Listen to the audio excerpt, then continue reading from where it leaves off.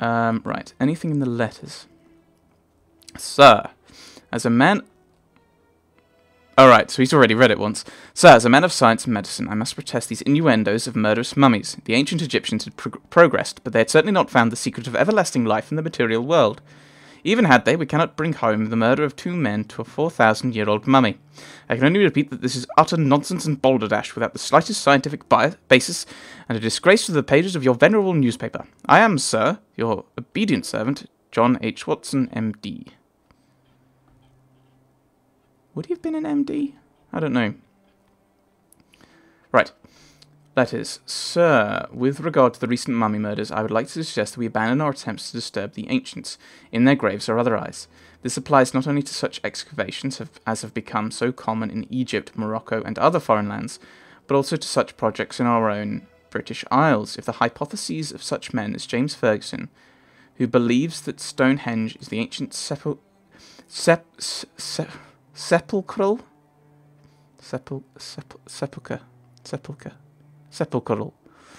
monument of the Saxon Druids are true, we should leave these burial grounds undisturbed. Surely, if these murders are the work of some present-day mortal human, the police will discover his identity and bring him to justice.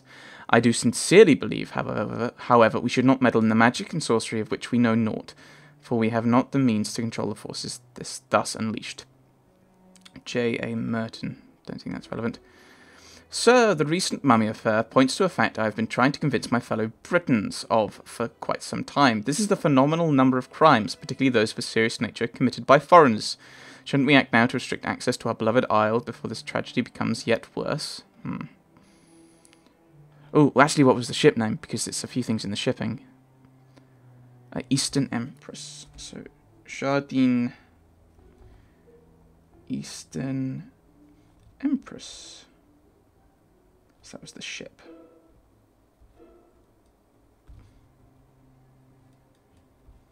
That's where which is where the second victim died. Right. There's a lot of note taking in this, which you can't see. I could try and scan these in at the end and just be like, this is what we ended up with. Foreign arrivals. Ah, so this is when they left. This would be when they left.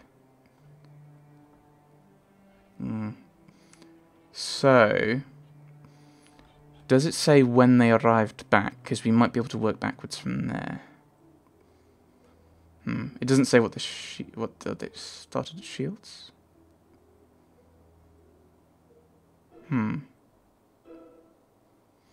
Right. I don't know. Right, go back. Now, it was about 6 months before, they say, but we don't go back.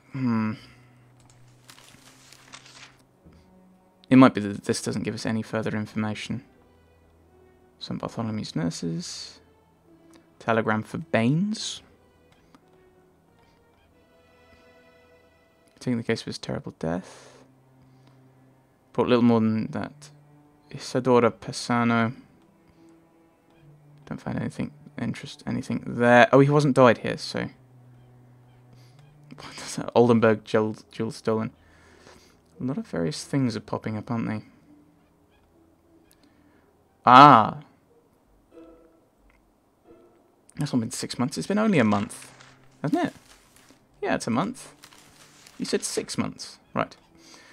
Karnak, 4th of March. Professor Ebenezer Turnbull, organizer of the Katabet tomb expedition, was found dead in the tomb early this morning. The inner chamber was reached early in the year after much difficult labour, and the archaeologists were quite ecstatic over the excellent condition of the sarcophagus, chamber artifacts, and the Katabet mummy itself. The party was in the final week of its work in the area when disaster struck. Mr. Turnbull, is it Professor, Doctor, or Mr.? Make up your mind, had worked late into the night, remaining in this chamber alone after other members of the party had retired for the night. His body was discovered by Mr. Andrew Weatherby, another of the project archaeologists. Mr. Turnbull had been strangled to death. Ancient linen bandages were found around his neck. Upon hearing of the professor's death, several of the natives working on the excavation called upon Isis and Osiris for protection and forgiveness for disturbing the sacred tomb. Inscriptions found on the canopic jars and doors indicate that this death may be the mysterious work of the ancient god Tuamutef.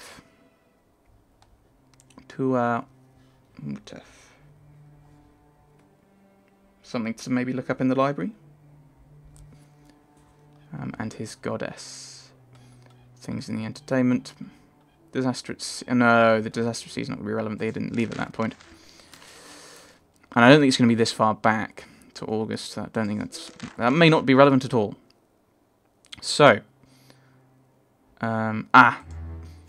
So this is how we find our friends.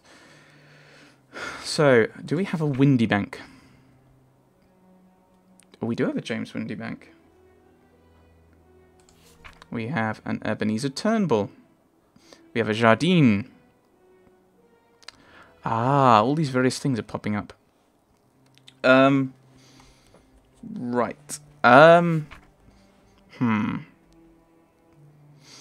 wondering whether I should just go through all these names in order and find out what we find out. Let's go to James Windy. No, let's go to Meek for the autopsy. That might be relevant. I think I'll always send to the detectives because I think that just makes the story better.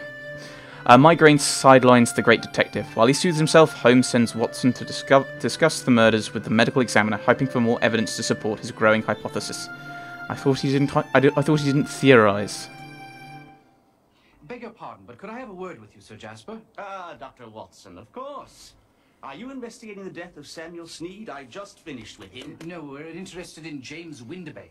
Ah, the mummy's latest victim, of course. Who hired Holmes for this one? King Tut? Oh, that's a jolly good one. Actually, we don't have a client on this one. Just for fun, eh? Well, about the only thing I can tell you is that that mummy has very powerful hands. What do you mean? The trachea was crushed along with one of the vertebrae of the neck. Death was instantaneous. Snap. But the paper's reports say that there were mummy wrappings found round the neck. Just window dressing. Without question, it was bare hands. The bruises and the way that the vertebrae was crushed leave no doubt about that. Thank you very much for your time, Sir Jasper. We're very much appreciative. Not at all, Watson. You will let me know when you've convicted the mummy. Beg your pardon? Well, so I can perform an autopsy on him. Would be most fascinating, don't you think? So we've learnt. So we've not really learned anything from that. That's unfortunate. Oh, but we've already. Very nice of you, game. You marked the ones we visited. So we know that it wasn't the mummy, but of course we already knew that. Other things we could potentially do before just randomly going through the directory with these names. Crime names in Europe. I think we'll visit the library. There's a possibility it may... Oh no, it doesn't mark the ones we visited. So I should probably note that down myself. So been to Meek. That's what he says. London Library. Who's Quentin Hogg? Crime reporter. That might give us some information about... What was I looking for? Tuamutef. A fog rolls in as Holmes and Watson take a carriage to the London Library. Watson insists they know more about mummies if they're going to solve these murders? Watson, you're the one saying it couldn't possibly be a mummy. Holmes is unconvinced, but accompanies the good doctor nonetheless. Here it is, Holmes. Egyptian mummies are embalmed bodies preserved to facilitate their resurrection. Many mummies have been found, and they are almost always the bodies of pharaohs. The pharaohs believed that one day their bodies would be brought back to life. See History of Egyptian Mummies by Pettigrew, London, 1834. Very good, Watson. What? That's it? It's a complete waste of everyone's time. Right. Right, who else have we got? So we've done Meek. Ooh, maybe we could ask Murray about the physics, about what the wrappings were, or if there are any other things. Possibly. Pike's probably not relevant for the social scene. O'Brien, no. Barrister Hall, no. Strad might have different evidence, but I'd rather not visit him yet until I have other ideas. Well, underworld informant, possibly. Don't know about that. Hogg, crime reporter. Somerset's got various records.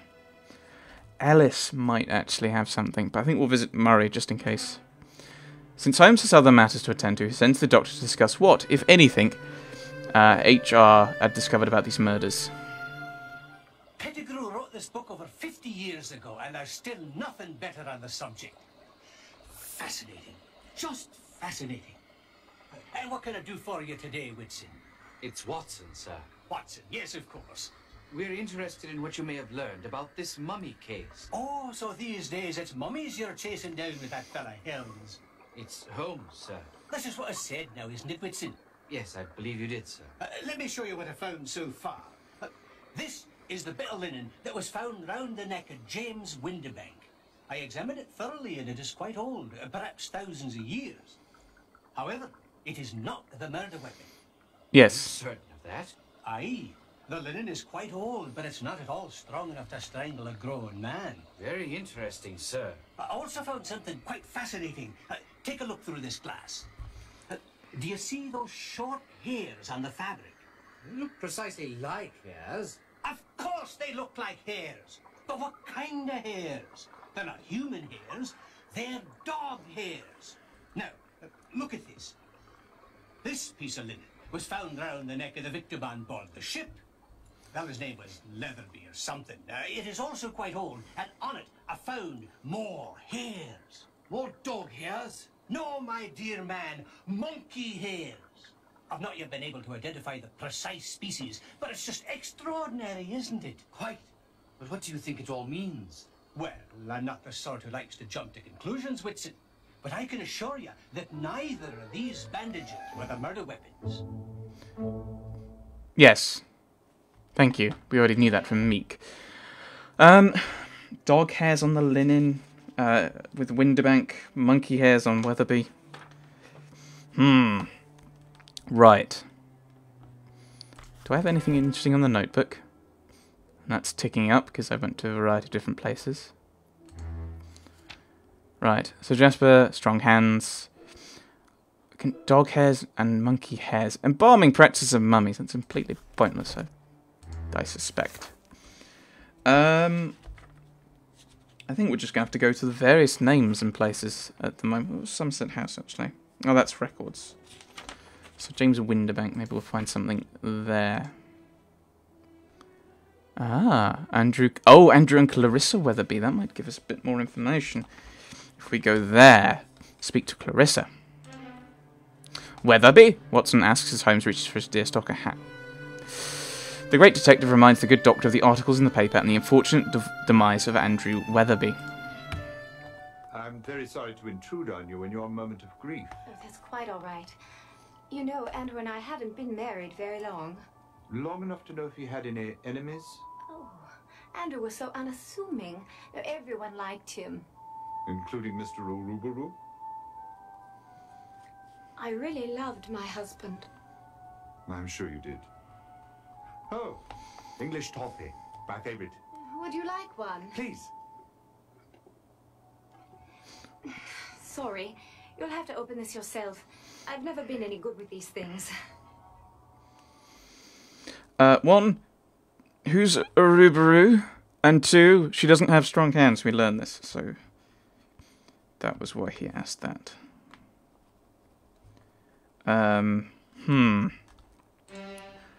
Let's make notes of these random things. Ha! I fear this will be a high point scoring one. Let us indeed go to James Windibank's. Armed with information he has discovered both in the Times and conversations with reliable sources, Holmes sits out alone in hopes of a revelatory conversation with Windibank's widow. Ah, he does. James was so thrilled when Dr. Turnbull invited him to join the expedition. He felt he'd spent his entire life reading books about archaeology, and now was finally getting an opportunity to go out into the field. Tell me, Mrs. Windibank, when your husband returned, did he discuss the deaths of his colleagues? Of course. James was extremely upset. I know he did not believe a curse to be responsible. My husband was a man of science. Right. It seems like they're just giving me they're just saying, it wasn't a mummy. Like, yes, I figured that out, thanks. I think we'll skip over Turnbull for the moment. We'll visit this Ramsay fellow. Ramsay. Herman Ramsay. Yes. Yes. Let's go. After perusing the Times, Holmes is convinced Mr. Ramsay has information valuable to the case. He gathers his coat and hat and catches a carriage to the home of the man. We had just come through a rather grueling storm, so I sent my first officer, Luther Tenny, down into the hold to check on the condition of the cargo. He reported back post-haste that Mr. Weatherby was lying dead among the Egyptian artifacts we were transporting. I turned over the helm to Tenny and went below to have a look for myself. And did what you see confirm Tenny's report? Unfortunately, yes. Weatherby was lying next to that coffin, or whatever it's called, apparently strangled. I went back to the bridge and put Tenny in charge of the investigation. And what did he uncover? Well, you'll have to ask him for the specifics, because I can scarcely recall the details. You're a waste of 10 points. Although we know there was a storm, which would probably be a good cover, and Weatherby was in the cargo hold for some reason, although whether he was moved there post-mortem, we don't know. So that's then, what was it, Tenny, Luther Tenny. Let us go. Watson hails a hansom cab and Holmes follows his friend. On their way to Tenny's address, Holmes shares his thoughts with the good doctor on the case thus far. Let me tell you, a murder, even by a 4,000-year-old mummy, was only one odd thing in a string of bad luck on this voyage. What sort of bad luck? It all started with the crew, really. Seamen are a rather superstitious lot to begin with, and the idea carrying about a 4,000-year-old mummy had them shivering in their timbers. We almost faced a bloody mutiny. Then there were the passengers, a strange lot. I can tell you that reporter fellow, Travis, did us no service at all with his mystic mumbo-jumbo. He and Professor Winterbank had a regular war of words going on about whatever powers this mummy was supposed to have. And there was the two Arabs. Arabs? Interesting. Do you recall their names? I should hope I do. One was called Farmy. He always carried around this curious little box. No clue what was in it, but Farmy never let it out of his sight. The other one's name was Al-Sad, and he spent most of his time lurking about watching Farmy. My guess is he wanted that box. Sounds like you had your hands full. I haven't even told you about the fight yet between Mr. Weatherby and Mr. Urubaru. Over what? Weatherby's wife, I'd say, though they were a tight-lipped lot about it. I see. Tell me, Lieutenant, we understand that you were the first person to discover the body. Yes, sir, I was. Captain Ramsay sent me down to inspect the hold. I went immediately over to them Egyptian crates. Professor Winterbank was particularly anxious about him, you know. Could you describe the scene as you remember it? I'll never forget it. I just made my way to the back of the hold, and I noticed at the top of them crates, the one what carried the mummy's coffin was raised up kind of funny like. The coffin lid was laid off to one side, and there was Mr. Weatherby, all sprawled on the floor next to a bowl of ashes. He'd been strangled by a length of the mummy's sheeting. Bloody gruesome, I tell you. Poor bloke's eyes popped out like a couple of sausages on a hot iron skillet. Quite a vivid picture, don't you agree, Holmes? Right. And you reported this to Captain Ramsay straight away? Absolutely. In fact, the captain put me in charge of the entire investigation. And what did you discover? Did anybody have any contact with Weatherby on the night of the murder? Not that I know of. I could account for all the crew. And the passengers were in their cabins as far as anyone knew or would say. Nobody saw anything, heard anything, or knew anything. Besides, Weatherby was seasick from the beginning. He stayed pretty much in his cabin all the time. Maybe that's why the lovely young Mrs. Weatherby was gallivanting about. With Urubaru? Yes, indeed. And what of the bowl? Where is it now? Bowl? Of ashes. The ashes. Oh, yes. You know, now that you mention it, I don't recall ever seeing it again.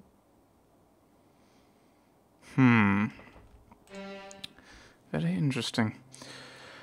Ha. rather intrigued by this Travis fellow, who I assume is Philip Travis.